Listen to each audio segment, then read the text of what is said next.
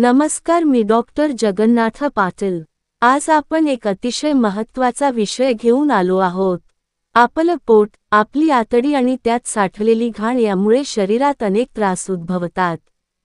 अनेक लोकांना बद्धकोष्ठतेचा त्रास होतो।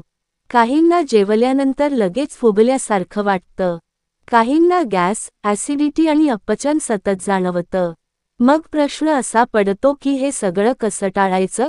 आतड्यांतील घाण कशी काढायची? शरीर हलकं कसं करायचं? मित्रांनो, आयुर्वेद आणि आधुनिक विज्ञान दोन्ही एक गोष्ट मान्य करतात। ती गोष्ट म्हणजे फायबरयुक्त अन्न। आपण जर रोज फायबरयुक्त अन्न खाल्लं तर पोटातील घाण नैसर्गिकरित्या बाहेर पडते। यासाठी एक सोपी पण अमोघ गोष्ट आहे। ती म्हणजे पेरू। पेरू हे साधं वाटणारं फळ आहे, पण त्यात इतकं सामर्थ्य दडलं आहे की ते पोट स्वच्छ करतं। पेरूत फायबर खूप प्रमाणात असतं। हे फायबर आपल्या आतड्यात झाडूसारखं काम करतं। जसा झाडू घरातला कचरा साफ करतो, तसंच पेरू आपल्या आतड्यातील घाण साफ करतं। पेरू खाल्ल्यानंतर शौच व्यवस्थित होते, बद्धकोष्ठतेपासून आराम मिळतो, शरीर हलकं वाटतं, चेहऱ्यावर उजळपणा येतो आणि महत्त्वाचं म्हणजे शरीरातील टॉक्सिन्स बाहेर निघून जातात। अनेक वेळा आपण महागड्या औषधांचा वापर करतो, कधी वेगवेगळे सिरप, पावडर घेतो, पण त्याने फक्त तात्पुरता आराम मिळतो। खरा फायदा मिळतो तो नैसर्गिक आहारातूनच। पेरू हे अगदी सर्वसामान्य फळ आहे, सगळ्यांच्या हातात सहज उपलब्ध होतं। ते हंगामात भरपूर प्रमाणात मिळतं। पेरू खाण्याचे दोन मोठे फायदे आहेत। पहिला फायदा, पोट लगेच साफ होतं। दुसरा फायदा, आतड्यांचं आरोग्य सुधारतं। पेरूत असलेलं व्हिटॅमिन सी शरीरातील इन्फेक्शन विरोधी ताकद वाढवतं। व्हिटॅमिन ए दृष्टीसाठी फायदेशीर आहे, पण सर्वात महत्त्वाचं म्हणजे यातलं फायबर। ते आपल्या आतड्यांतील सगळी घाण साफ करतं।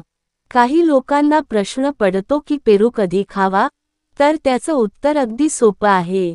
सकाळी नाश्त्यानंतर किंवा दुपारी जेवणाआधी पेरू खाल्ला तर जास्त फायदा होतो।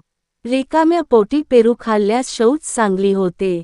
पेरू खाल्ल्यानंतर लगेच पाणी पिऊ नये, कारण त्यामुळे पचनात अडथळा येऊ शकतो। पेरू खाल्ल्यानंतर थोडा वेळ थांबूनच पाणी प्यावं। पेरूच्या बिया अनेकदा लोक फेकून देतात, पण त्या सुद्धा फायदेशीर असतात, कारण त्या बिया आतड्यांना चालना देतात, त्यामुळे शौच अधिक सहजतेने होते। एक महत्त्वाची गोष्ट लक्षात ठेवा, पेरू अगदी जास्त प्रमाणात खाल्ला तर पोटात गडबड होऊ शकते, म्हणून दिवसाला 2 पेरू पुरेसे आहेत।